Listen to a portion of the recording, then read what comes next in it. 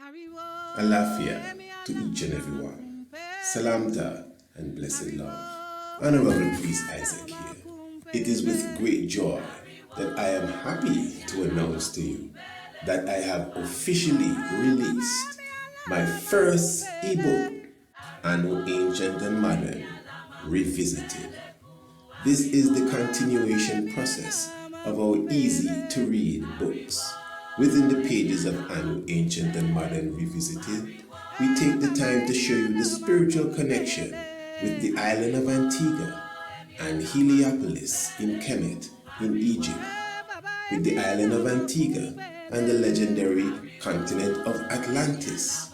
We also highlight Green Castle Hill, also known as Mount Anu, which is known as the Stonehenge of the Caribbean, with the countless of megaliths that align with the movements of the heavens. This is a must-read for all those who are students of the esoteric realms, astronomy, geology, and ancient sites.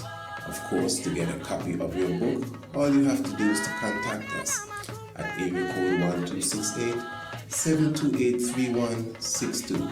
Call, text, or even WhatsApp.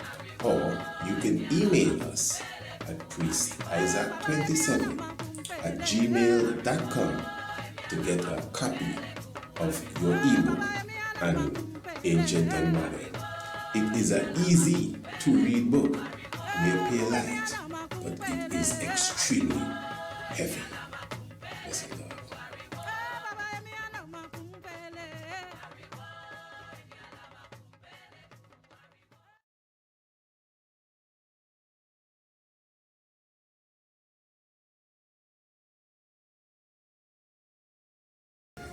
The individuals now, you see the knights on the side of the steps, they align on the side of the steps, and Haile Selassie and the Queen's mother comes out. Now you will notice that they don't have on their hats. Is it because it's very windy? Nah, this is not how this goes at all, my brothers and sisters. This is ceremony, and this is an order. Only the women have on their hats. You can see the Queen and the Queen's mother with their hats. And looking good. You will see that obviously the real knights, the soldiers, them in the armored knights, I should say, in them old-time Roman armored vibes, have on their headpiece. Now you will notice that as soon as Haile Selassie I puts on his headpiece, check it. It is only when Haile Selassie I put on his headpiece, you could see the guards in the back putting on their headpiece. Look at that. Nothing here is by mistake. This is not just happening by chance. The knights cannot put on their hats. Prince Charles doesn't put on his hat. In fact, it is when Prince Charles enters the buggy that you see Prince Charles put his hat on his head, and then they roll out. Now what is happening here? Greater than Solomon is here. You may not see that, but they understand what's going on. So this is why I'm saying that even from the time of the King Edward III, and that third is very mystic, King Edward and his son, the Black Prince, Prince Edwards, the Black Prince, Prince Edwards, the Prince of Wales, interesting language.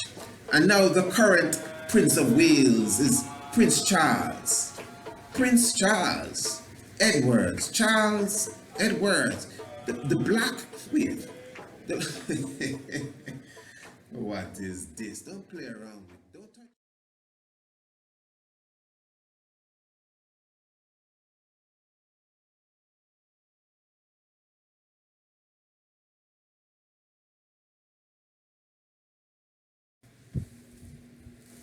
Alafia to each and every one. Salamta. Blessed love, give thanks for your presence once again. We are now into the shock of the hour. And this evening we're going to be speaking about the situation taking place in the state of Plateau. This is in Nigeria. And of course, I'm sure many have already heard the news about the clashes taking place amongst the farmers and the agriculturalists, and you may be saying, oh man, we don't want to hear about that. That's news. It's more than news, man. This is history and this is science. And I'm telling you, anyone who may have been turned off because the subject seems a little, plain, talking about Nigerian fighting, you're going to be surprised by the time we are completed with this. This is going to be a real esoteric lesson for you. Maybe, on the par of anything else that we have spoken of. Anyway, let me just read this quickly before we go into the myths. Take it from me. We're going to break this thing down. This is from the BBC News here. It says at least 86 people, this is from yesterday by the way, today being the 26th, yesterday the 25th of June 2018. At least 86 people have died in central Nigeria after violent clashes broke out between farmers and cattle herders, police in Plateau State said. Most reports says fighting began on Thursday when ethnic Biram farmers, well, I'm sure they may have been fathers too, attacked Fulani herders, killing 5 of them. A retaliatory attack, they retaliated, on Saturday led to more deaths. The area has a decades-long history of violence between ethnic groups competing for land. You see, decades long. Okay, a curfew has now been imposed in 3 parts of Plateau State. It says State Police Commissioner Unde Ade said a search of villagers following the bloodshed revealed that 86 people had been killed and 6 injured, and that's just yesterday. He said 50 houses had been burned, 50 houses burned, as well as 15 motorbikes and 2 vehicles. Okay, and it goes on and on and on. But anyway, let's get into the meat of this. Now, what I'm going to do this evening, I'm going to be presenting to you a presentation that was done by a good brother by the name of ASAR IMHOTEP. Now, when I say good brother, I never really met the brother. And as far as I can recall, I don't think I've ever spoken to him, whatever. Sometimes you speak to so many people, whether it be text, email, even over the phone, But this brother, ASAR IMHOTEP, he's based in the United States. And he's definitely a linguist within the whole aspect of dealing with our African languages and connecting them to even modern day languages and Latin, etc. Now he did a presentation with our brother Kamel L from Titans TV. Titans TV is a YouTube channel that you should check out anytime. Brother Kamel has been doing some works, gathering different scholars and different people within you could say within the know when it comes to consciousness, and milking them of their ideas and information and inspiration. So all respect to brother Kamel L for that work. And this is one of the presentations that he hosted with brother ASAR IMHOTEP. And what I'm saying now, brother ASAR IMHOTEP, he took his information, and of which he himself obviously cited other scholars, which is always important. But what he did, he processed the information in such a way that he brought it down to what I just spoke about a moment ago. And this is why I was moved to go for this specific interview that he did, or presentation. It wasn't necessarily an interview. It wasn't question and answer. He was just giving a presentation. Now it's a slide presentation, PowerPoint. So he's going to be breaking down a lot of words, a lot of ancient words, Hebrew words. He'll be speaking about the whole science of Adam and Eve, and he'll be going into Cain and Abel. Now, this is what I'm saying, my brothers and sisters. This evening, and he's a very cool spoken brother. So you gotta just make up your mind to take in the information that this brother is going to be bringing to you. Very, very profound information, I definitely would say. And as you know me, when it comes to certain level of information, I prefer you hear it from the horse's mouth. Because no disrespect to him, no offense, brother Asar. When I say the horse's mouth, I just mean in the sense that, when you see people, I admire people that take information and process it and bring it out in a way that nobody else has ever done. And to be straight off, I actually, within my own self, I thrive off of that whole science there.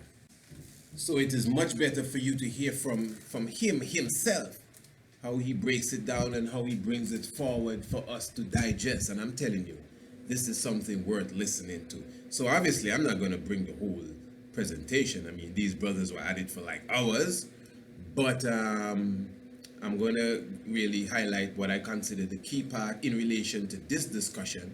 And remember where we're heading to. We're heading to Nigeria, and we're dealing with the current conflict that is taking place in real time. And we'll just see the link. That's all I gotta say. But all I'm saying to my audience, you're going to be in for a real good treat now. Just sit back and clear your mind and open your mind and take the information from Brother ASAR IMHOTEP.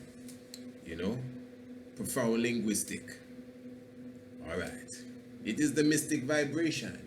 It is the shock of the hour. Remember, the mystic vibration comes to you every Monday, Tuesday, Wednesday, and Thursday at 6 p.m. Eastern Caribbean time. And of course, don't be shy. Subscribe to the mystic vibration. Definitely remember, when you subscribe all the programs, you'll definitely get them after the edition itself straight to your email, your inbox. So let us go straight. ASAR IMHOTEP. I'm gonna try to, kind of speed through this, the next series of slides. But in this example here, we'll show, exactly what I mean by how the related languages, can shed light on, biblical concepts. And so, in Genesis 1:26, it says, and the Elohim said, let us make Adam in our own Selam, in our own Demut. The key word that we want to look at here is Selam. This word Selam is what they translate into English as image, but it's really not image. The cognates for this term, we can find, I give two examples here from, these are languages from the Chadic language family. From the Maghreb is Chilem, which is a spirit double, a personality or soul. In the Payam language is Shulam, spirit double, personality or soul. When we read this again, and the Al-Hayim said, let us make Adam in our own spirit double, personality or soul.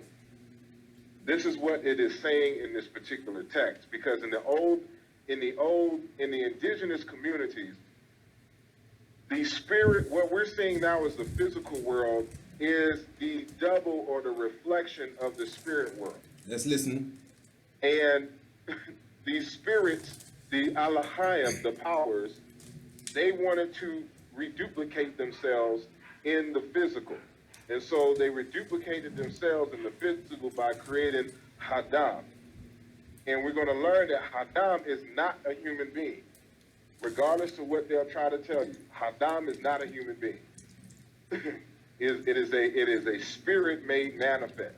The human beings come later from Hadam. Wow. But Adam and Eve, Hawa, are not human beings. Before we go there, again, as we demonstrated earlier, when we're comparing these words, when we compare words, they allow us, to establish relationship. And so we've already shown some words between Yoruba and Hebrew, and here's some more. But this one is with the same consonant clusters. And so we have in Hebrew, kum, rise up, stand up. In Yoruba, is reflected as boom, which is to climb a hill or to climb up a ladder. Ogun, he is tall. we can see in coma, height, standing place. In Arabic, it's Hama. He rose. Ogun Yan, she is protruding at the breast. And so this concept of erectness, of lengthening, of height, is what is manifested here by this root. So we can see here where there's Hebrew Q, it reflects over here as Yoruba G. Where there's Hebrew M and is Arabic M, it is an N sound. And so N and M are the two nasals in human languages. Now, I'm encouraging you. Get comfortable. I know it may sound a little, and you're not seeing, and I've already showed you where you could access this lecture. In fact, I'm encouraging you to go and check out Brother Kamel L.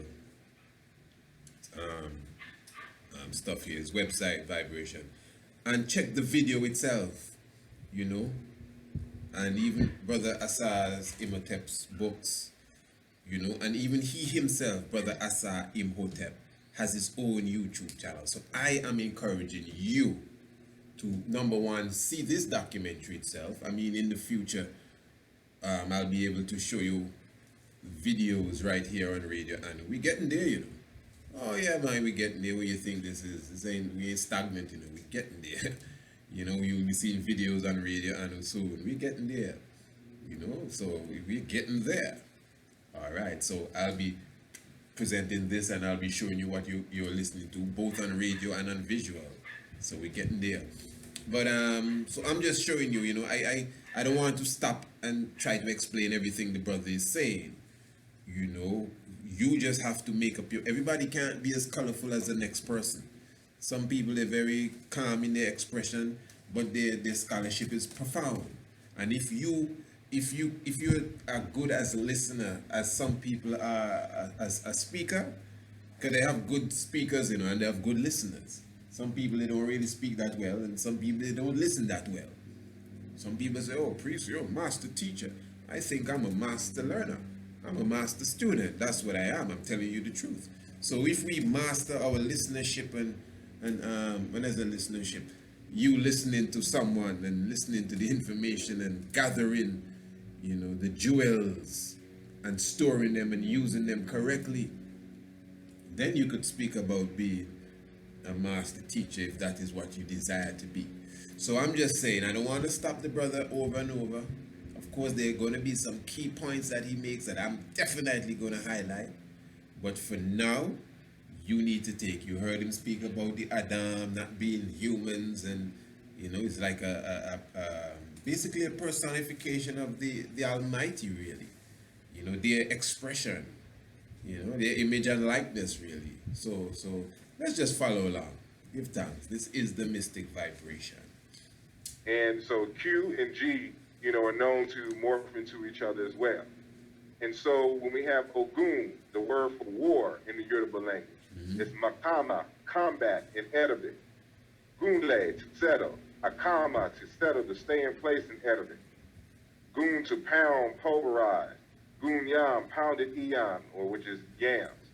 A gunmu, medicine, herbs, pound. We see this reflected in Hebrew as kima, flour. In flour, you know, you have to pound the wheat and grind it to get the flour.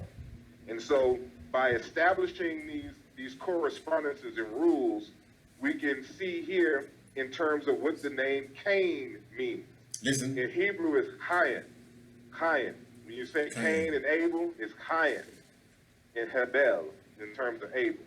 But this is the word Cain. And so Cain is cognate with Ogun, the god of iron amongst the Yoruba. And this same root is reflected in Arabic as Cain, or Cain. I'm not pretty sure how you pronounce that without any vowel between the Y and the N. But this is the word for smith, the blacksmith. And so Cain, blacksmith, Ogun, god of iron, which is the patron of blacksmiths in the Yoruba land, and then Cain, or Cain, you know, here.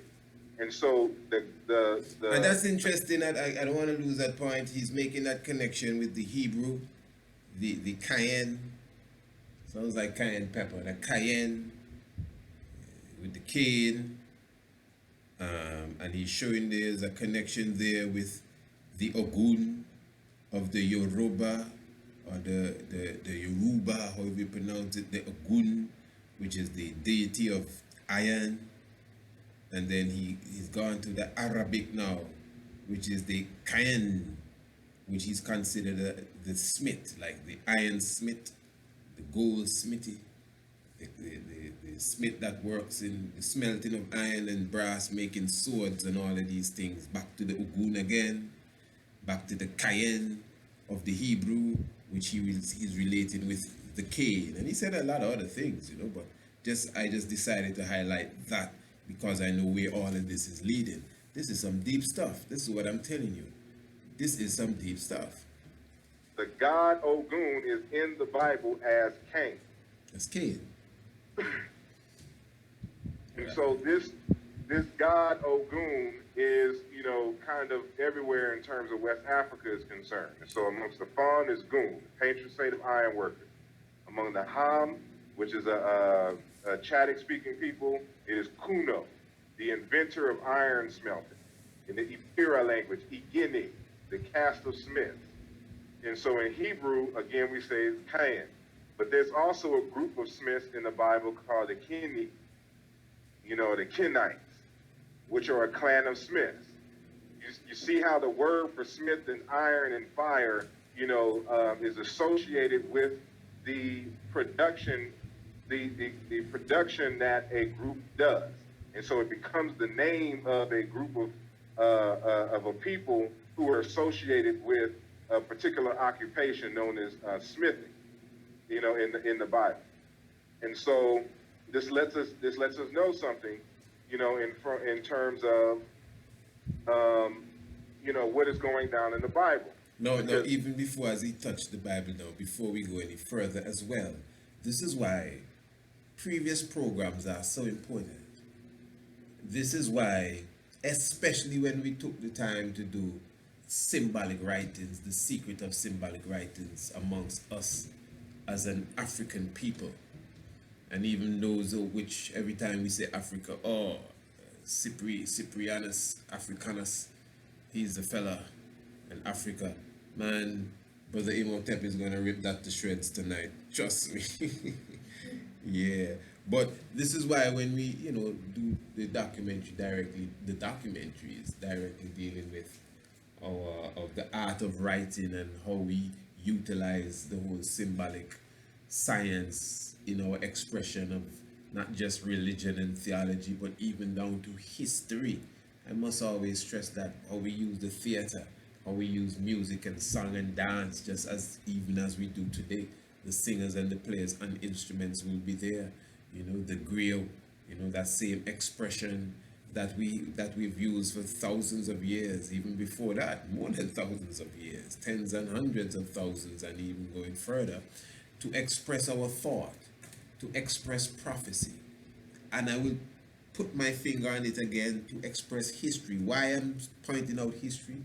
Because history is something that, an individual expects history to be accurate then.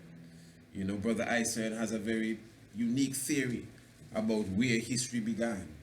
Where my definition of history basically may not be the dictionary's definition, but from my understanding, history is just records that have been kept, of things that have passed, gone, and you're relaying them back in the record. And this man went down the road, yesterday at this time, and if it's correct, that's correct history. That's how I see history, really. I guess the body's talking of the whole historical agenda that was brought into a Rockefeller-based curriculum. But outside of that, I think us as record keepers, keeping our records from that time to this time, we are record keepers. So for thousands of years or hundreds of thousands of years, we've been definitely doing such. So I'm just saying now, this brother is highlighting the different languages. He's highlighting for you the Yoruba, the Fan, the Ham, these different African peoples who themselves, they all had that system of communication. they all had that system of storytelling that was connected again to their culture, connected to their theology, and connected to their history, and connected to other things about them. You know, so that is why, again, that whole series that we did is key, and that's why we dovetailed into the science behind the cartoon again, just so that those that listen to us regularly get this deep understanding of the importance of this science within writing, this esoteric vibration within the expression, which obviously it must be rooted as well in the language. So now the brother is breaking down the language. You know, the Yoruba have the Ogun, the god of iron. He's saying, according to what he's saying here, the Fon people have the Gun, which is basically the same way you spell gun, the patron saint of iron workers. The Ham, which is Ham with an H after the A, or the Jabba, have as you have the Ogun, you have the Kunu. Sounds mystic, huh? The inventor of iron smelting. The Ibra have the Igene, which is a caste of ironsmiths. Again, the Hebrew have the Cain, the smith, and he also speak of a specific type of Hebrew, the Caini, clans of Smith, Sanskrit as well, fire spirit. So you know, just gather all what is being said here, you know, and nourish it, you know, as such. And give it life with your thoughts. Oh, Cain is not a person. It is a concept. Listen. It is the personification of ironworking, Not of a person. urbanization. A concept. This is going to become important later. Okay. And so, even with Adam, Listen. you know, we have Zeh Sefer, Toledo, Adam, Ben Yombero, Elahayim Had Adam, Ben Demut, Elahayim Asa, Oto, which is, this is the book of the Toledo, or the generations of Adam. On the day when the gods created the Adam, it was in the mood of the gods that he made him. Genesis 5, 1 and 2. Adam is supposed to be a Hebrew for a human being. But as Oduyoye has noted, there is no plural for the word Adam. Listen. In other words, there is no term for human beings under the guise Adam. All right. The word in Hebrew for human being is Enus. Enus. The plural form is Anasaiah, Onyese, or Onesye. In Igbo, this term is Onye, human being. Now you see the connection. Onyese, Onye, in Igbo. There's a oneness. So he's saying now the Adam, here the Adam is supposed to be in Hebrew for human beings is not really so. That is what he's trying to say. And he's highlighting the other words that coincide with human being as such. Where Adam is another concept that he already did go into earlier and will continue to. Bantu is Nye, person. You want to say it in a plural, people Nye. say Banye in Bantu. Banye. By a careful examination, we discover that Adam simply is another word for God Kiswahili. as a primary ancestor. This convention is part of the African tradition, as we observed. Other African traditions attest to Adam being God and the ancestral spirit of our primary ancestor. And so, the primary ancestor in the biblical text are known as the Rishon Adam, the patron saint. In the Yoruba, it is known as the Adamu Orisha. So no, I mean, you cannot run from that now. So in Hebrew, we have the Rishon Adam, patron saints, the Rishon Adam. And Yoruba, you have the Adamu Orisha. I mean, that's exactly the same thing, basically, almost like a mirror version of the one prior. Remember what we said about Orisha, the word meaning head, but it's also used for the word for first or most senior, just like when we say a head of state. And so it's the same word Rishon, which is, Rish is the same word head. The most senior ancestors, the Ha Rishon, the first, Ha Rishon Ayam, ancestors, which you can see in Psalms 79 and 8. And so when we talk about some of these early mythological characters in the Bible, these are what we would call in the Yoruba, the Adamu Orisha. These are Orishas. And so Adam is an Orisha. Exactly. With the Adam Orisha. Shet, Inush, Kinan, Mahalael, Yared, Hanok, where we get Enoch from, Methuselah, which is a spirit man, Lemot, Noah. These are not real beings. These are spirit beings, ancestors, or primordial spirits that, were not really human beings, but they're concepts, and so we see this reflected in Africa. For once, in the Yoruba, we talked about Adamu, the Adimu, the first of the ancestors, long dead, but come back to celebrate with the living. And the Shona Bantu is Mozimu, Midzimu, the ancestral spirit, Amazimu, in the belly, human-like creatures believed to be inhabiting thick forests. It's a reflex. In Abibio, Indian, clan deity, Modimo, Siswana, God, Atum, in the ancient Egyptian, God, in the Dogon, Oduno, universal God. And so you're talking about that first primordial spirit that gave birth to everything. And so when we call our most senior ancestors in Africa, amongst the Negro Egyptian speakers from the Kikwe and Kekwe branches, Mozimu, Muzimu, Adamu, Indim, Modimu, Atum, the senior ancestors. Now, when the Hebrews were trying to construct their monotheistic paradigm, they couldn't, of course, have Atum, ancient Egyptian Atum, or Yoruba Adamu, as God, because they already adopted a God. So they just reduced him to the first primordial being, which is known as Hadam. But Atam is not a human being. It is a spirit. And we know this, for instance, because Jesus is called the Son of Man, which when carefully analyzed makes no sense whatsoever. We now come to the understanding that what the Hebrews were trying to hide, the fact that Adam was God, and it makes more sense to distinguish Jesus as the Son of God, Adam, especially when they trace his lineage all the way back to Adam, or Mozimu. This word is also a word for God in other languages in the so-called Middle East. So amongst the Chaldeans, it's Adim.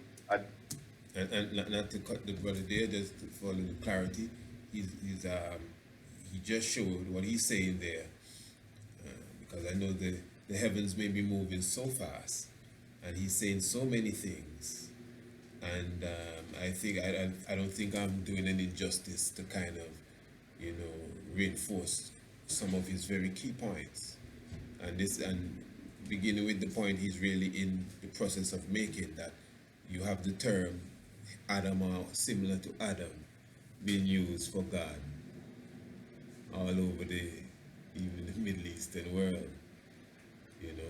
and this is why we must be thankful, even to the Honorable Princess Akesha Menin for that Kiswahili word of the day that she brings forward in the evening. Let's have to let the world know, this is not my doings, I'm telling you, not because I'm an independent educator. I do not speak Kiswahili. I know a few words, I learned them from her. She doesn't go to nobody's Kiswahili's class. She took it upon herself to study the language for herself, and has reached to a point right now at the age of 11, I wouldn't say fluent in it, but she can at least interpret for myself if I need it to be done. You understand? So that's just to show you. And so I give thanks. Right here with me, blessed love, princess. Give thanks. So I'm just saying that with the science of the whole, the lingua, the language is very key when you're going into any sort of study, religious study, theological study, So the Adami, Chaldea, Adamu, Babylonia, even Adoniai, and then you have, and we know that's Hebrew, and and Adam, Akkadian, and Ad, the Hindu word, and Ad, which is related to some of the Arabs, and Idna, Tigrian, amongst the Tigris River specifically, region, Indus people as well. So the language aspect, and as you could see, the brother is highlighting that all of these people, because he called some people the Noah and the Seth and the Enoch and certain individuals, and he's clarifying that these individuals are not human beings, they're not characters, but they're principles. I know everyone is not going to take that as easy as he said it, but let me just advise you that specifically this is not directly the discussion.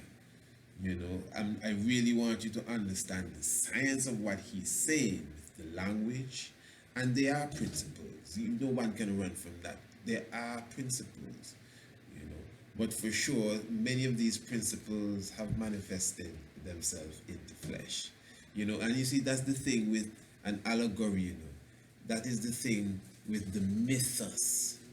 The mythos is not an account of history as such, but the mythos is history continually repeating itself, you know.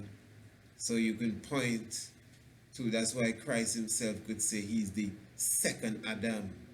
The allegory is being played over again, and he said he coming again. So I guess that's the third Adam. So the allegory is, you know, so that's what the mythos is all about, you know. But let's concentrate on the whole aspect of what he is concentrating on, because I'm telling you, the end result is worth it. I know you're saying, well, priest, one thing, you're building this thing up, boy. I can't wait to hear what he's coming with. Just listen, man.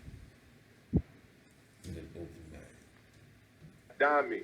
In Babylonia, Adamu, just like, you know, it's pronounced in the Yoruba language. You know, amongst the Akkadians, Adam, you know, is the father and mother respectively. It's the primordial spirit, hypothesized by Stanislav Waki. We'll go from there. From the Pharisees of Hindustan, it's Adad. The syllables have been switched. It's the first ancestor of mankind. You know, Idna.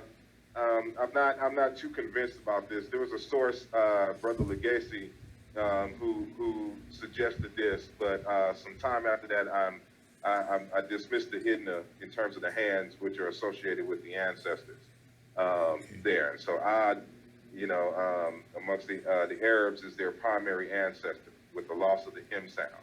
And so we can see by comparing these related languages and concepts around, we get a better understanding of who Adam was. It's just the primary spirit, the primary God that gave birth to the actual human beings. But the politics of the day, you know, wouldn't let them, you know, make Atom, you know, saying the supreme being.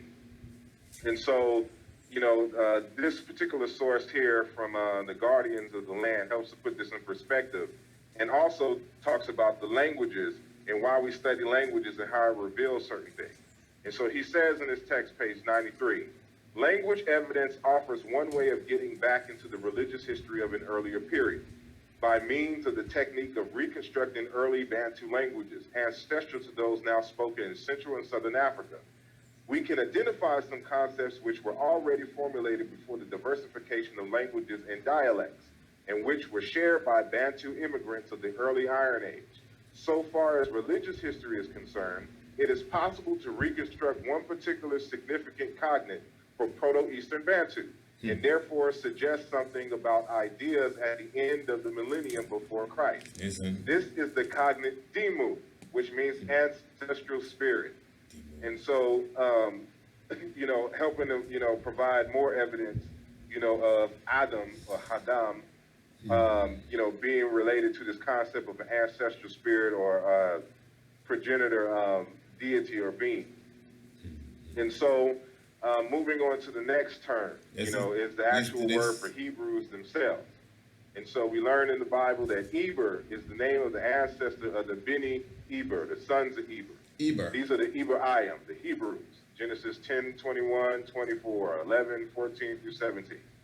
This name for Eber is comparable to the wandering Fulani of West Africa, known as the Abore in Nigeria, and Bororo in Chad, Fula in Senegal and Gambia, the Pool in Guinea, Pulo in Senegal and Gambia. Fulbe is the plural. So when you say Fulani or Fulbe, the ni in Fulani is a suffix meaning people. And in another region, the ni becomes bay. And so they say Fulbe. And so you see these consonant clusters here. I want you to keep in mind always the consonant clusters. We have here the BR, PL, PR, FL root can be found in many African languages, as we observed. This root, where we get Eber from, means to cross over, to trespass, to pass on, to pass by. Abor, I should have put that on the second line, Abor Suah, wind whistling by. Boro in the Twi language, to trespass, passerby, and alien and European. So they call the Europeans Boro. Don't lose the same word as Hebrew or Heber. Stay with us. True Boro, for. In the Bachama language, to exceed. In the Yoruba language, Afara, bridge, ford. Ibai Bara, Ramu, across the nose. Bridge. Shortcut across the bridge area of your nose. A fiburu, breathe. So the concept is movement. Just like the wind, just like the breeze. It's something that passes by, just like a running river. All have this root, and it's one of the most prolific roots in African languages. The Hebrews got their name because them being nomads, they were always seen passing by the cities of Canaan. For example, in math, never settling. So the BR root means to pass on or pass by. In Judges 19:12b, 18a, and in Ruth 4:1. So for instance, in Judges, we shall not turn aside into a city of strangers who are not part of Beni Israel. No, we will abar until Gibeah. That means we will pass on by until we reach the city of Gibeah. And so that same root, abar, is the same root where we get Eber from. So just different pronunciation, different vowel alternations, but fundamentally the same consonant root, BR. Pardon me for that. So now, as I said before, I'm definitely encouraging us as individuals. You could definitely take a look at the video itself in full. As I said, you could see it on the Titans television station, the Titans TV. And as I said, it's ASAR IMHOTEP. For those who are listening, you're listening to Brother ASAR IMHOTEP. And what he's doing is basically breaking down. We still have a bit more to go, but as I said, it's a 2-hour long presentation that the brother gave. And as you could see, he's already breaking down some information. I'm not going to say too much. I'm just going to continue with what he's saying here. I did, if you want to say skip a bit, it's a lengthy stuff, but that part that we just covered, plus what I'm going to bring in now, we're going to match everything together and you'll get the fullness of what he's saying. Don't worry. But it's very lengthy, so I'm encouraging you, if you're really interested in the information. To me personally, I'm basking in all of this, really. This is my kind of stuff. When you understand the connection of us as a people, and you can connect us even through our languages. Science. Yang and Yang.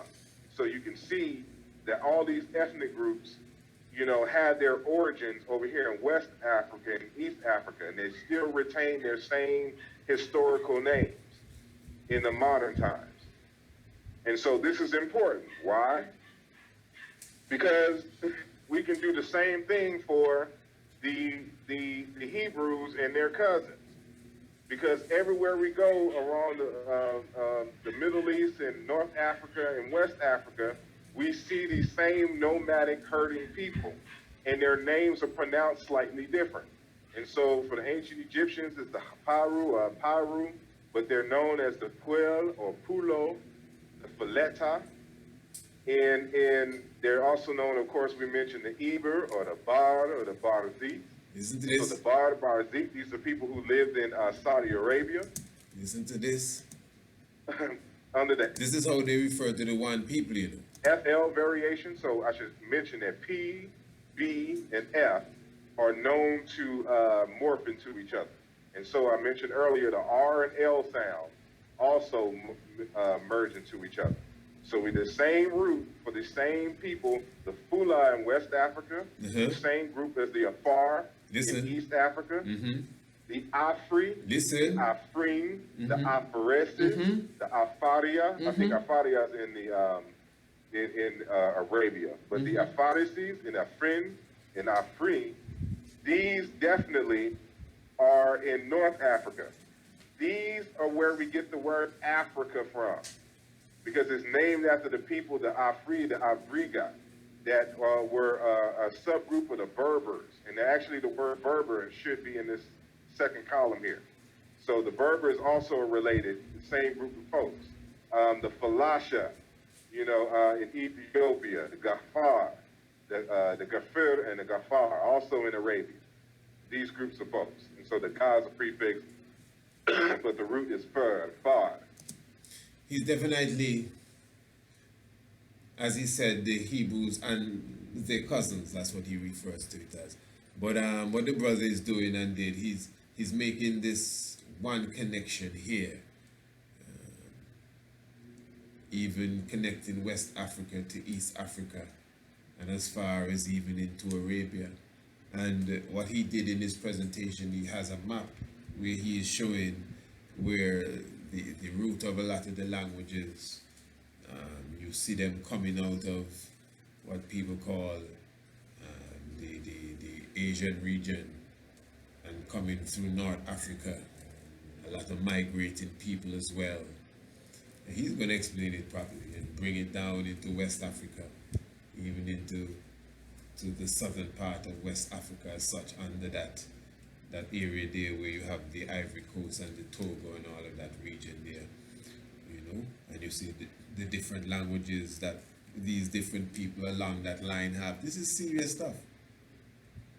And now you have these same groups, so that is why now he's using language to prove that the same Apiru, which people say are the Hebrew, and other people is still referring to them as the Iberu and the Ibar, you know, and the Fula, where you still will see the Fulani people that we study about, the same Afar people in the east, in Ethiopia. This is language we're playing with here now, you know. Afar, the Afri. This is a people here in Africa again, you know, the Afri, also referred to as the Afren, and the Ifren, Afares, the Afria. So when people jump up, this is why sometimes, you know, a lot of us, some of us, we never read anything in a book. We just hear somebody say something and we run with it. I'm not no African. African name off of Cyprianus Africanus. Spell that. You know what I mean? Can't be no coach, you know, YouTube scholarship business. You know. We gotta really study. Even within the Bible, there's a specific city mentioned. I think his name is Africa. So look at that, Africa.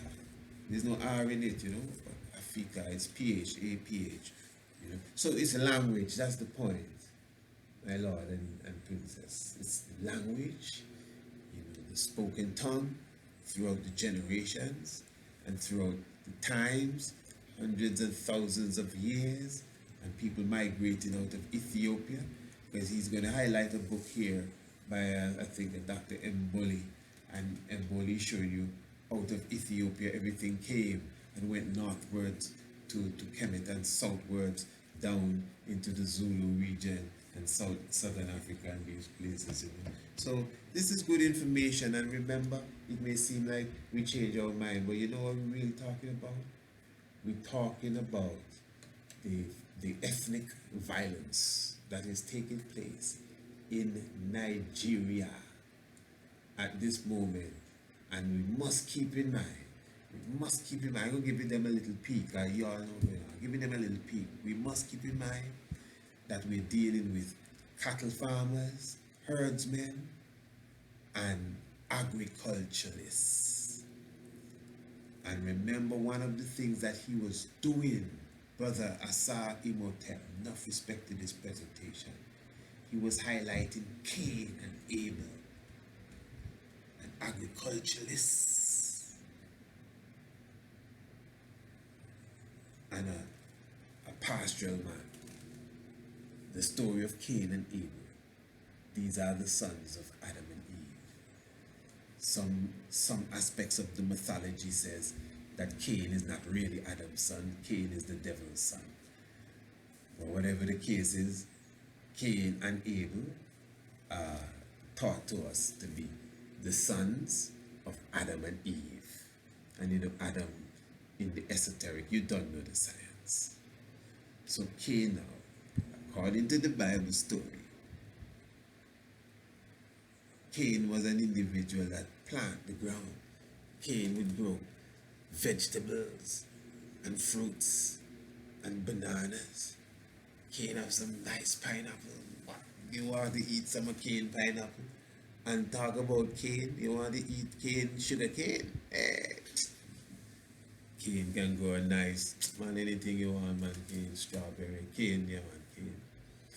Yeah. So Abel now, Abel used to raise sheep. Abel not really planting nothing. And straight off the bat, Abel is the good guy in this story. And Cain is supposed to be the bad guy. You know? I mean, the way it's how it is. But remember Anansi. What they say about Anansi? Anansi owned all the stories. You were asking me? So Anansi now, yeah. All the story Anansi owned.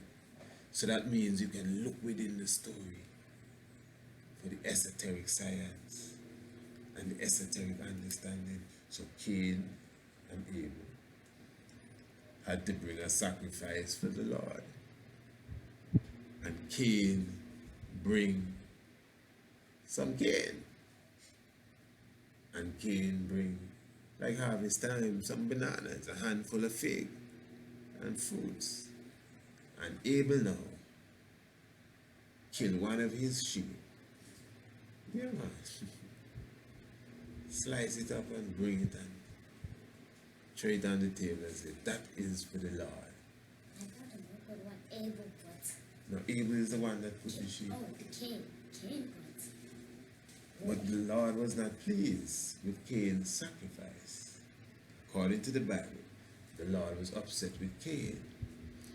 And he accepted Abel's sacrifice. That's what the Bible says. So now, outside of that, there are different reasons that people explain this. Some people say Cain was jealous, Cain was stiff-necked, whatever. You don't get all them details in the Bible. You just get the farmer bring his food, coconut jelly and everything good for the body, spinach, the whole works. And the Lord take the sheep that was slaughtered. Yeah, well, you can say what you want.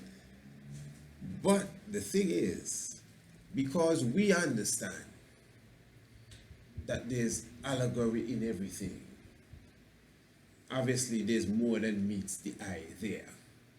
That is more than just vegetables and more than just a sheep. Because no real almighty, no creator going to accept nobody killing no goat for him. That's why when you read in the books of the Christ that they take out the Bible and hide and all kind of things. When Christ was a youth and you see them sacrificing sheep in the temple, he said, oh, Mommy, what's this all about? You know, that's what we do. Brahman, No, man, the Almighty don't deal with that. You can't sacrifice no animal unto no God and he act and take it. You understand what I'm saying? So I say all of that to say now that what the brother is highlighting here, and I had to tell that little story, is not everybody knows the story, you know. And before he break it down deeper, it's best I bring in that little part, you know, a little Sunday school lesson there for you to understand, you know, that story is more than meets the eye. Remember, I mean, that's again, revisit, man. It's even on the YouTube. Revisit Secret Science and what's the name of that series we did? The cartoon, as well as the science of our symbolic writings. You understand? So remember, we're getting close now. Cain and Abel. Nigeria, we're talking about, you know. Man, here, ASAR IMHOTEP break it down for you. So we see that these are ancient people, and so they've been able to spread and live all over, you know, different regions, following a central route. And so this map comes out of one of Oduyoye's books, and you know, showing the migration routes of the people who hold that BR, that PR, and FR, FL consonant root for their name.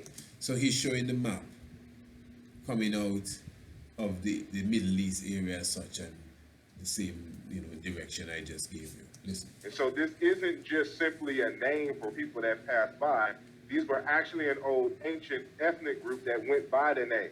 So remember that the names for certain occupations become the ethnic names for certain people who go under that occupation. And so these being the first pastoralists who originated in the Sahara region, we can see their migratory patterns for the Abore, the Bororo, the Pube, the Pulo, the Pula, the Aparu, the Aberi, the Afim, the Aparu, the Aparu again. So we're all over here in, what is this, going into Iran, you know, going up into Mesopotamia, the Levant, ancient Egypt, Listen. You know, the Berber lands here, going into Morocco, going into Senegal. Somebody's mic is muted. That's their mic, but if you know history, if you understand geography, I should say, you get me saying coming out the Iran area into the Levant area, that's where you have Jordan, Israel, all of that area, passing through northern Kemet, going through Morocco, you could follow it going around the West Africa into Senegal, coming down the west coast into Ivory Coast, the Ghana region, into Nigeria region. This is what he's saying, Bororo. You know, the Fulbe, the Abore, the Boro, this is Nigeria and Ghana. And so the same group of people over time has been migrating with their herds, you know, all up in these regions, never settling until more recent times. And so they kind of settled and mingled in with certain other ethnic groups. But before, you know, the advent of agriculture, you know, really taking a hold everywhere, this group of people, this is their migratory route. And so this is where your Hebrews come from.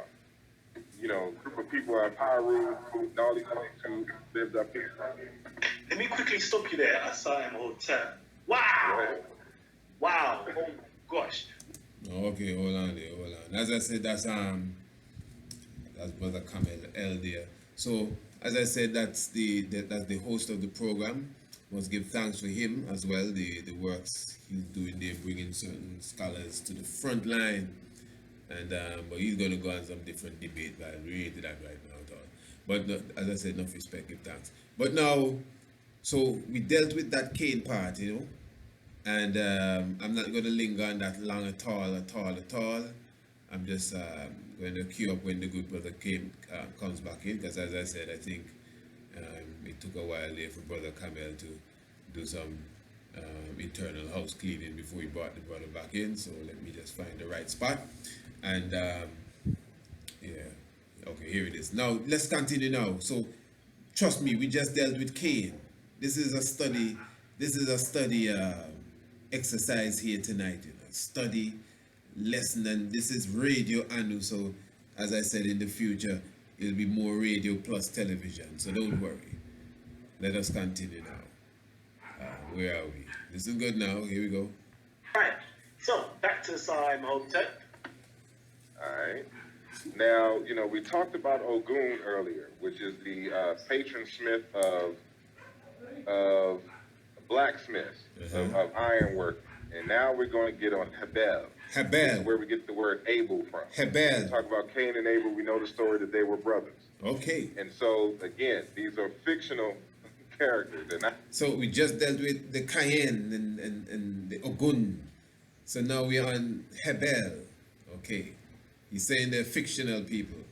And word Abel is another variation of the word Eber, where we get Hebrew from. And so in Genesis, Abel was a roeh son, a feeder of sheep and goats. Genesis 4 and 2. Okay. Yabal was the ancestors of those who dwell in Ahel, tents, and own min kineh, cattle. All right. And so it's trying to tell you that here that Abel was a cattle herder. And it was the personification of the cattle herders or the cattle industry. Yabal, the name of the first tent-dwelling cow herd, is cognate with the tree language, Abin, horn, the Siswana, Impala, horn, trumpet. So when you drive a Chevy Impala, for those here in America, that's an African word, and it means horn, but it's a horn that's on a particular animal that we just call the Impala. The Iweri Igbo language, Ibulu, ram. The Onicha Igbo, Ibunu, ram. The full day, another variation of Fulani. Mbala, sheep. The Seer, Mbal, sheep. And so all of these for different words for cattle or different aspects of cattle. Follow. That's what Abel means. Abel. So you get it? So these are variants of it. You really want to know who the Hebrew would have looked like. Sorry, he's showing some pictures of some Fulani people. You understand? But the connection he made with the Abel and the Abel and the cow and the sheep and the goat. The cow and the sheep and the goat. I mean, these stories, they have a nursery rhyme kind of twist to it, They really, I always like the one about Noah. There was a man named Noah who had a wife and 3 sons and 3 daughters-in-law. And Noah built a boat and got 2 of every animal on earth and put them in the boat. And then God sent the rain for 40 days and 40 nights and flooded out the world. And everything on the world died. And Noah and his sons and his daughter-in-law and his wife and 2 of every animal were saved on the boat. No disrespect, but it sounds like a fairy tale. It sounds like a bedtime story. I mean, I'm telling you, listen, hey, I know somebody gonna be upset with me. I said, brother, the world was really flooded. Listen, I'm not trying to fight your belief in it. I'm just telling you what the things sound like. It has that sound. And I think the same thing could apply even though into the Cain and Abel. That's why any sensible person would be like, what? And this man bring the harvest, and I know it was organic, what do you call it? Non-GMO and all of that, That's exactly what it was that he was getting. But the point is more than that. And it is a story. It is a bedtime story, but there's a reality in it to wake you up. That's the science, but we lose that. We stick on the bedtime story and think that's going to carry us through.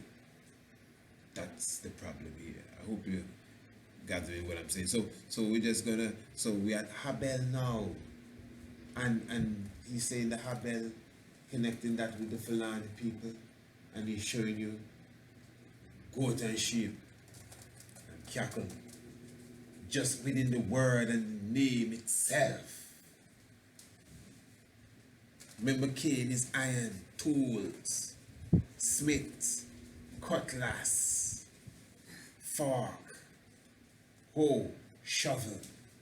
That's the Cain. Knife. That's the Ogun.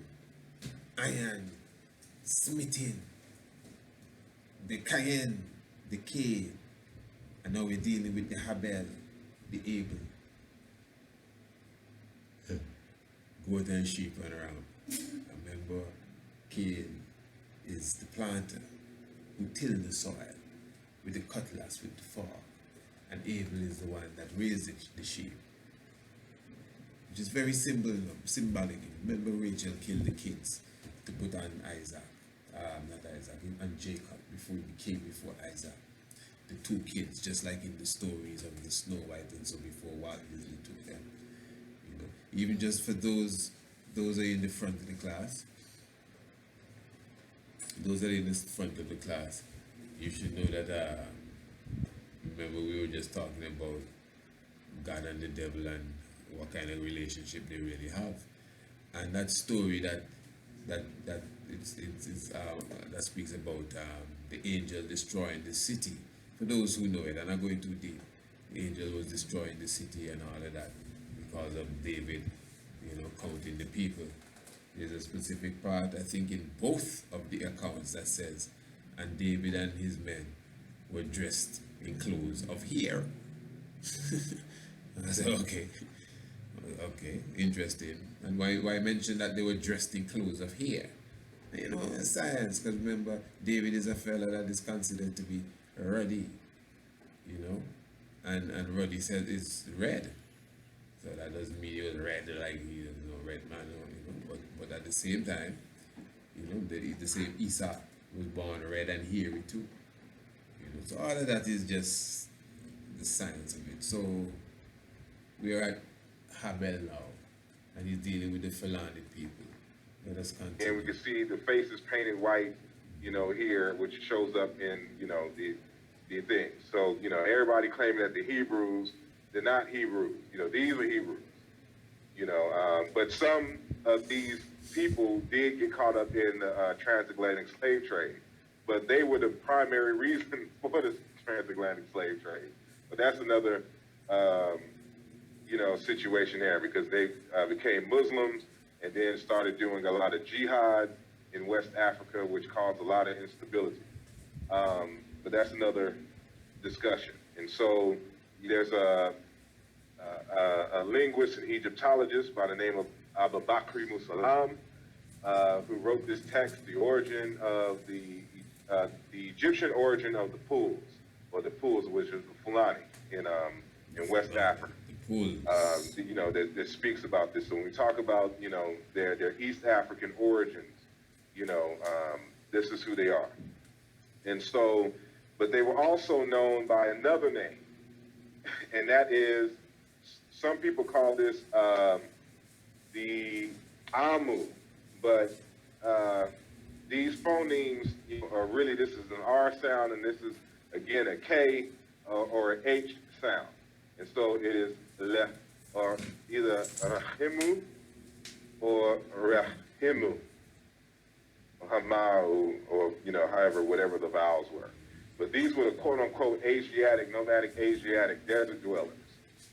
And these are shepherd, nomad, herdsmen, which later became farmers. The Falahim, Amu, shepherd, nomad, herdsman, farmer.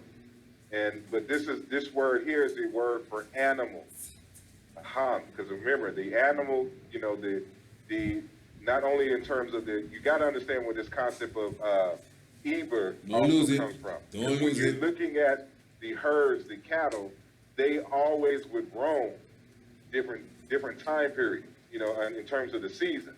And so you would roam where the cattle roam, and so what they're saying is, when calling these people the Amu, the so-called Asiatic, is that these are nomadic people who roam like cattle, that have no place to stay. Wow. They have no home. They haven't settled. Nomads. And so, which is why Jews was, for the longest, always looking for a homeland. Because they had no place, because they were nomadic pastoralists, living the life of cattle. And so they were considered, in terms for the Egyptians considered them animals and beasts because of their behavior. And this is this is worldwide. This just isn't Hebrews, this just isn't Fulani. This is just the culture of nomadic pastoralists who are constantly raiding and robbing people. It's just like when Muhammad as the story goes, you know, after his revelations, one of the first things he does is rob caravans. But in their eyes, for people who are nomadic, pastoralists, or just mountain nomads, they don't see that as a problem, which is why in the Hebraic text, you know, they have it in their mind that God gave them permission to go and take the land of Canaan, because robbing and stealing is customary. You know, this is where you get your concept of pirates from. You know, these nomads who will always do raids, and so that's why they were considered beasts. Like beasts would steal, you know, your food if you leave it out and something to this nature. Which is why in the Bible, in Genesis 46:34b, the Hebrews noted this. That all shepherds are an abomination to the Egyptians. And that's because of the lifestyle of these people. And if you read any of the Egyptian texts, the Egyptians have always had issues with nomadic pastoralists for always trying to raid and invade the country. And so all of this, you know, to say fundamentally that what we have here in terms of the Old Testament story of Cain and Abel is really an issue between pastoralists and farmers. Here we go now. Cain and Abel.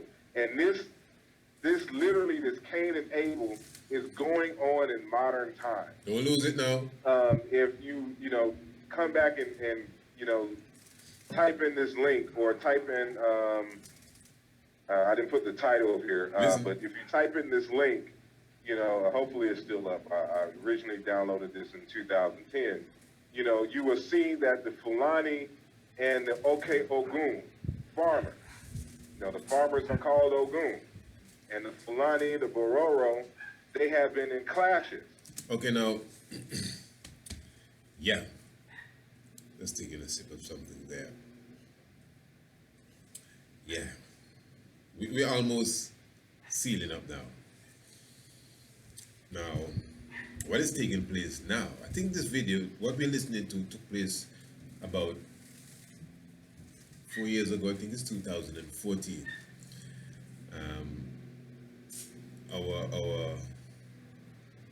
Our modern day news now, today's news is saying the ethnic Biram farmers attacked Fulani herders.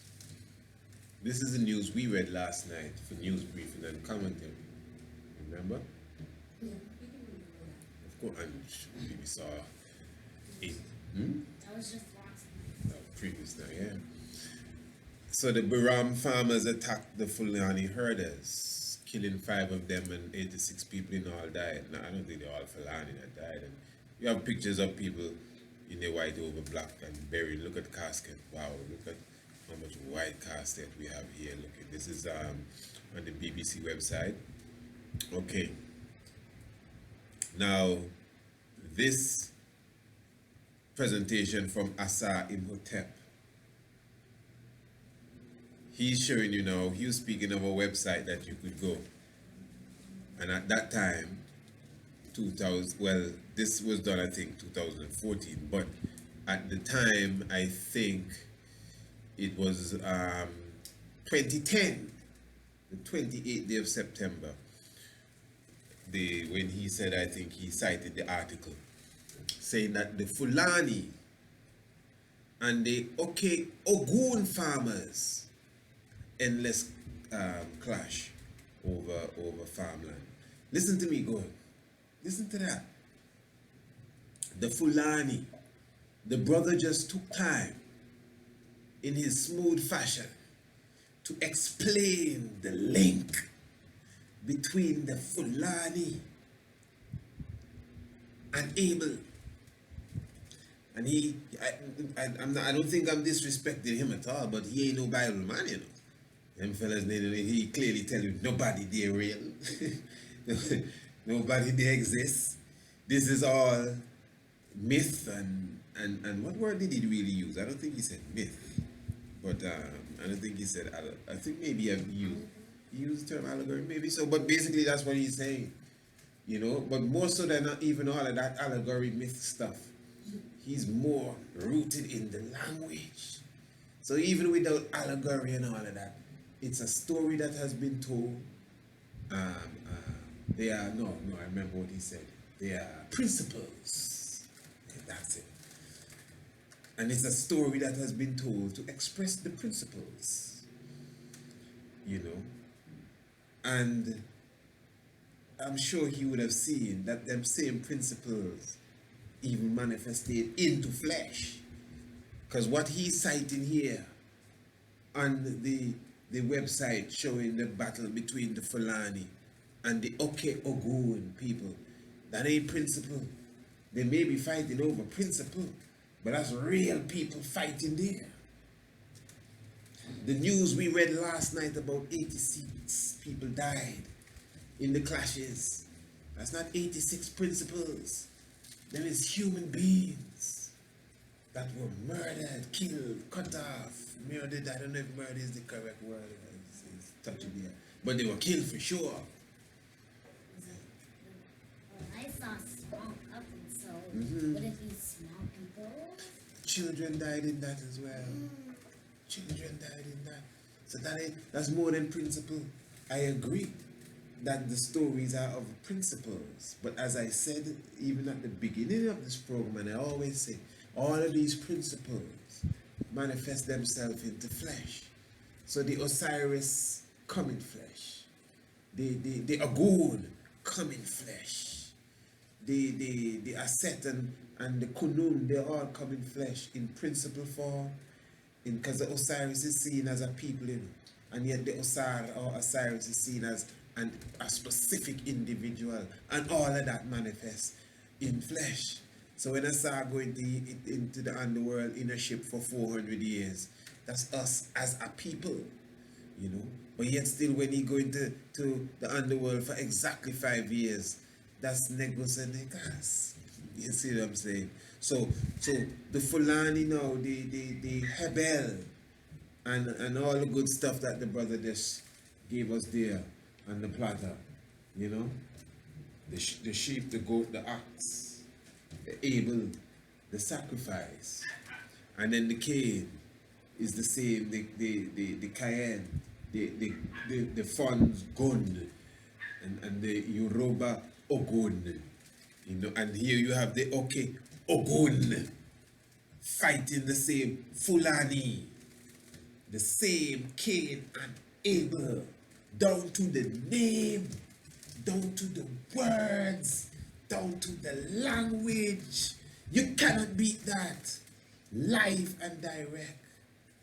But one of my main points is that the allegory has come to life, and it always does. It's not just principle. It's real. We're not done. Continue, my good brother. Because it's a fundamental issue of land. Like you're right there. And so we have two stories, Listen. two versions of the story in the Bible. Not in the Bible. The Bible is one story. You have Cain and Abel. In ancient Egypt, you have another story, which is between Set and Osiris. It is. In the Egyptian story, which was told first, Set and Osiris are brothers. Set representing the nomadic pastoralist. Osiris representing the agriculture. You see, exactly, because Osiris was seen. So Osiris in this sense now is the agriculturalist. And Set. One thing, the Bible thing does look like he switched the story around kind of, you know. Because now we have Osiris as the agriculturalist, and he is obviously the hero. And he planted vegetables. Osiris is known as the god of agriculture. Osiris is not Cain. But Cain in the Bible is supposedly the bad guy. This is what I'm showing you, and Abel is the good guy. And you know, remember I told you the other day, you know, in the Noah story, when Noah sent out the white bird. No, when he sent out the black bird never come back. And then he sent out a white bird, and the white bird bring back the olive tree. And when you check many of the same Noah stories in different culture, they never had to send out two birds. It's one bird they sent out, which was a raven, a blackbird, and that same blackbird came back with different trees, whether it's the mulberry bush, the ma, which is the cannabis, depending where the story come from. But the Bible once said the blackbird never returned. And he sent out a white one after that, and that come back and say, yeah man, no, everything okay. You know, so that's what I'm saying. Although the Bible may have a lot of the similar allegories, sometimes they tend to have some mystic changes. Wait, isn't the blackbird the black man? The white bird is the white man? Wait, they never had no red bird in that story. Not in that story, but so who would the red bird be? The Indian. Well, it is the Indians themselves, and I would definitely put this, you know, because you know we have some people that try to hold us down and priest, this black thing and black is another color and black and you know all that sort of thing. I don't want to argue with no one, you know, but especially you know I don't want to argue with no one, but it goes with that persuasion that you know we shouldn't use the term black and. You know, and I agree, it is a legal term and it can be used for jurisprudence in some very slick and cunning way. But it is the native Indians themselves that classified the black bird as what we would class as an African. It is the native Indians in their story, not me, that said the white bird represent who we call Europeans or Caucasian. It is the native Indians that say the red bird is them. So I mean, again, so they themselves classify us as a people with a color and a bird, totem pole. So we're just looking to seal up here. Let me just let the brother seal up in his conversation. Wait, brother. Set kills Osiris, chops up. Oh, doesn't people claim black is blank? Yes. A blank color? Yes, they do. You're going far from the mic though.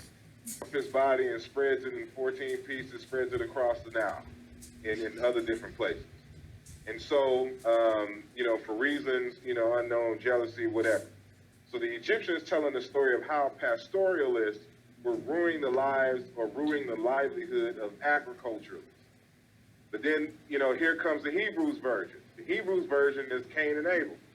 And so what they're trying to say is that agriculture is killing the pastoralists. So Ogun, Cain, kills Abel. Abel. Abel, Abel representing pastoralism and the pastoralist occupation. And Cain representing urbanization, farming. And so you got to think about it like this. Wow. When agriculture became dominant, of course, in order for you to do agriculture, you have to take possession of all the prime land. I love this, brother. Now, before agriculture was the staple, most people on earth were nomads. And then, you know, more relatively recently, in terms of hunter-gathering, but more relatively recently, within like, you know, 8,000 years, you know, people were pastoralists. And so here we are, agriculture takes over, and they're taking up all the good land. Now, if you're a pastoralist, you need good land to feed your sheep, your cattle, you know, and things of that nature.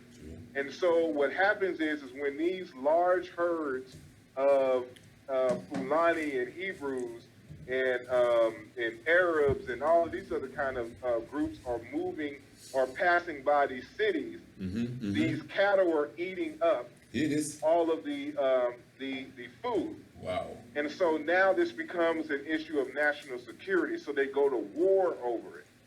And this has been going on for history for the longest.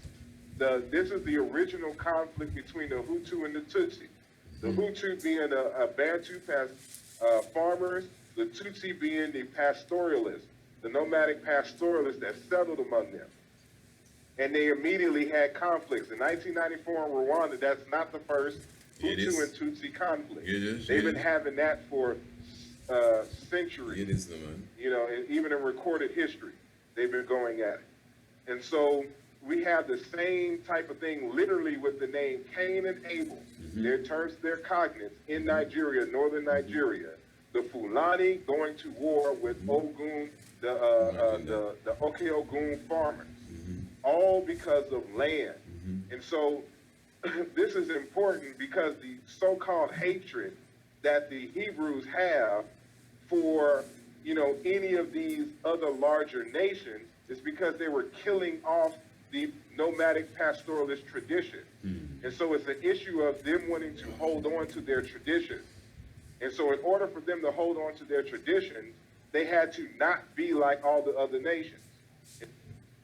And so you find all throughout the text them trying to throw jabs and shun all of the nations. You notice that everybody they had a problem with were urbanized areas.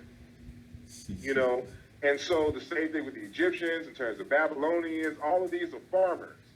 And that's where you get later on this term of pagan. And why there's a different, why you don't want to do pagan stuff. Listen. Because pagan is a word for farm. Well, give thanks. As I said, we definitely give enough respect to Brother ASAR IMHOTEP for that presentation.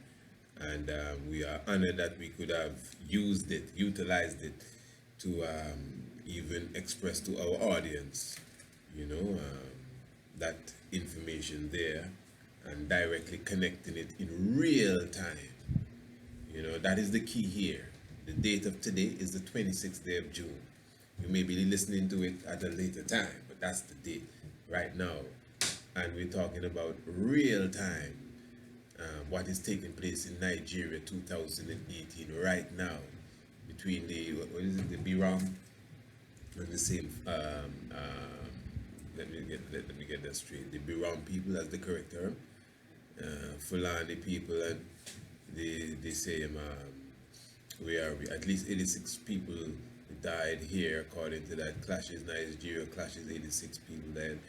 Barum farmers, yes, and the Fulani herders, you know, in real time. And the good brother just really made that connection so clear. If you're just coming in, well, I don't know what to tell you, but you know, you'll hear it again sometime, I'm sure. But of course, if you are a subscriber, you know, you'll definitely get a copy of this in your inbox by the morning for sure. So let's be thankful. But yeah, that connection is mighty. And I wouldn't even try to summarize. I think he made it clear. And as I said, more than likely, you know, you will have the ability to rewind this program one way or the other, or hear it again for sure, because the brother really went into depths to explain the connection. And he used geography as well. He used migration. That's what I'm seeing here.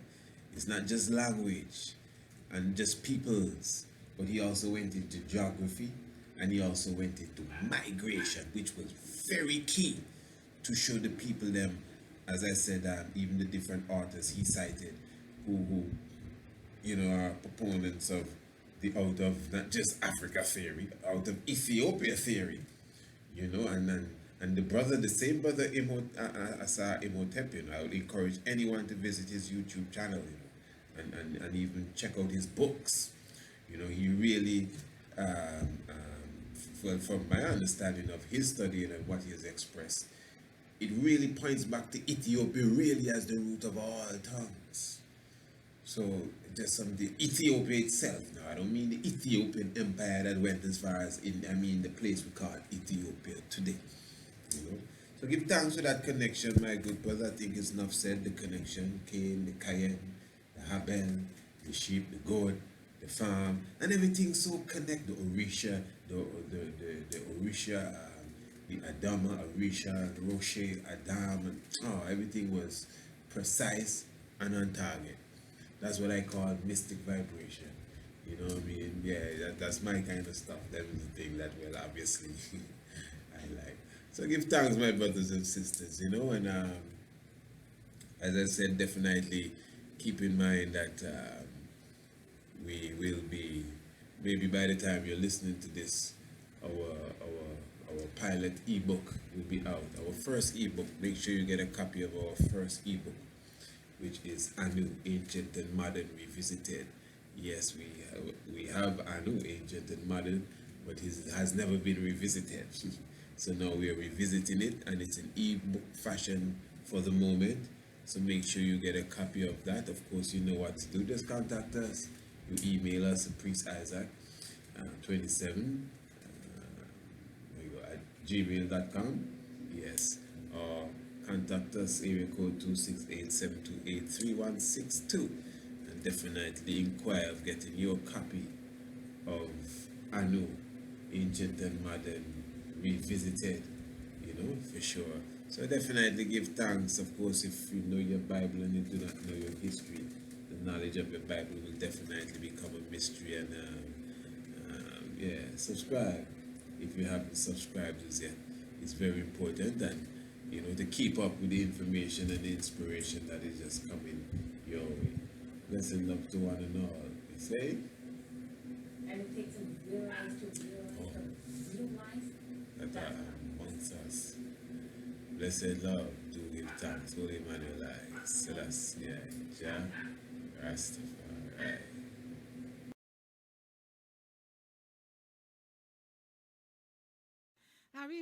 Alafia to each and every one. Salamta and blessed love. Honorable Priest Isaac here. It is with great joy that I am happy to announce to you that I have officially released my first ebook, Anu, Ancient and Modern, Revisited. This is the continuation process of our easy-to-read books. Within the pages of Anu, Ancient and Modern, Revisited, we take the time to show you the spiritual connection with the island of Antigua and Heliopolis in Kemet in Egypt, with the island of Antigua and the legendary continent of Atlantis. We also highlight Green Castle Hill, also known as Mount Anu, which is known as the Stonehenge of the Caribbean, with the countless of megaliths that align with the movements of the heavens. This is a must-read for all those who are students of the esoteric realms, astronomy, geology, and ancient sites. Of course, to get a copy of your book, all you have to do is to contact us at area code 1268-728-3162. Call, text, or even WhatsApp. Or you can email us at priestisaac27@gmail.com to get a copy of your ebook, Anu, Ancient and Modern. It is an easy to read book, may appear light, but it is extremely heavy. Blessed love.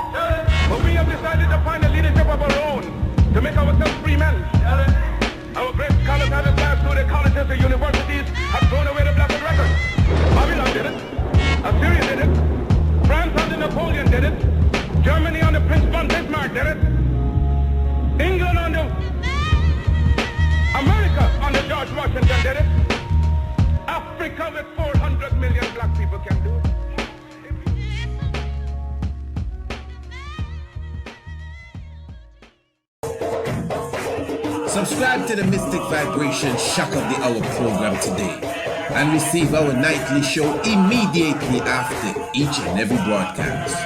This will be done via the email and will be found in your inbox. For the small price of only 50 United States dollars, you will receive almost 20 hours of raw information, knowledge, research, and scholarship on various subject areas and topics that are necessary to be addressed at this time. In addition, all subscribers will receive our monthly video lecture series, which has a value of 20 United States dollars. They will receive the video lecture for free that is related to the month that they are subscribing for. To subscribe, call or WhatsApp 1268-728-3162 or email priestisaac27@gmail.com.